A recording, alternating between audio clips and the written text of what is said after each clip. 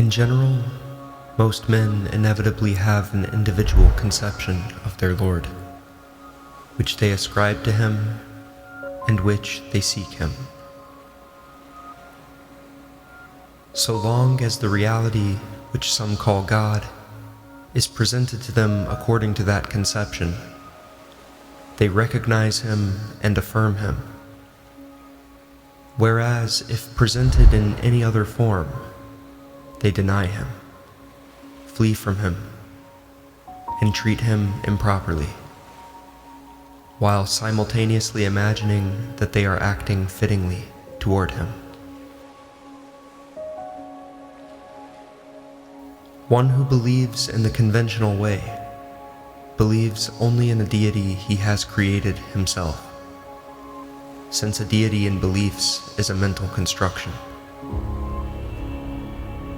They see only themselves and their own constructions within themselves. Consider this matter. As men know God in this world, so they will see him on the day of resurrection. The reason for which I have informed you of these details. So beware, lest you restrict yourself to a particular spiritual practice, and so deny all the other practices, for you would forfeit much good. Indeed, you would forfeit the true knowledge of what the reality is. Therefore, be completely and utterly receptive to all doctrinal forms, for God Most High is too all-embracing and great to be confined in one creed rather than another.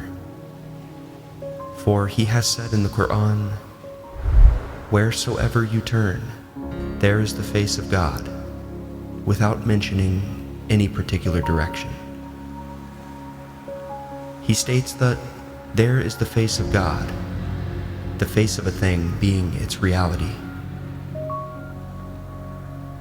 By this saying, he intends to keep the hearts of the Gnostics alert, lest the transient things of this world deflect them from the constant reflection on this truth.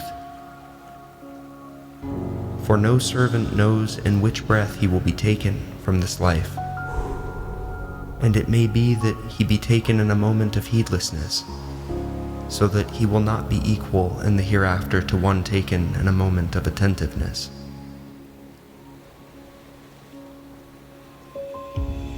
The perfect servant, despite his knowledge of this truth concerning God's omnipresence, nevertheless maintains himself in his outer and limited form, in constant prayer, his face turned towards the sacred mosque, believing God to be in that direction when he prays. The sacred mosque is, in truth, representative of a facet of the reality, as in the verse, "Wheresoever you turn, there is the face of God." And in facing it, one is face to face with God in it.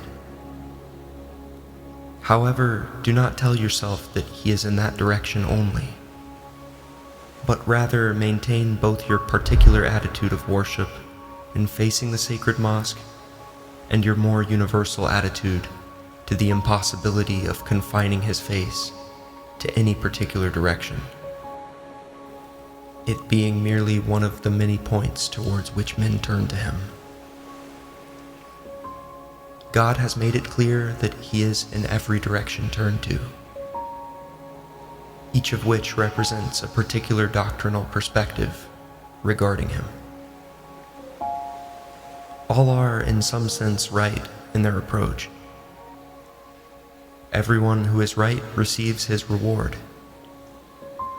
Everyone who receives his reward is blessed.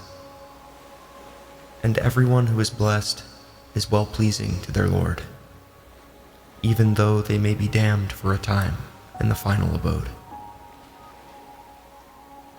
For even the people of providence are sick and suffer pain in this world, though we know them to be blessed among the folks of God. Therefore, There are those servants of God who are afflicted with suffering in the afterlife, in the place called hell. Despite this, those who possess knowledge and have spiritual insight into what really is do not deny that they will enjoy their own delight in that place, whether by a relief from the pain they suffer, which will be their delight, or perhaps a separate delight, similar to that enjoyed by the people of paradise. But God knows best.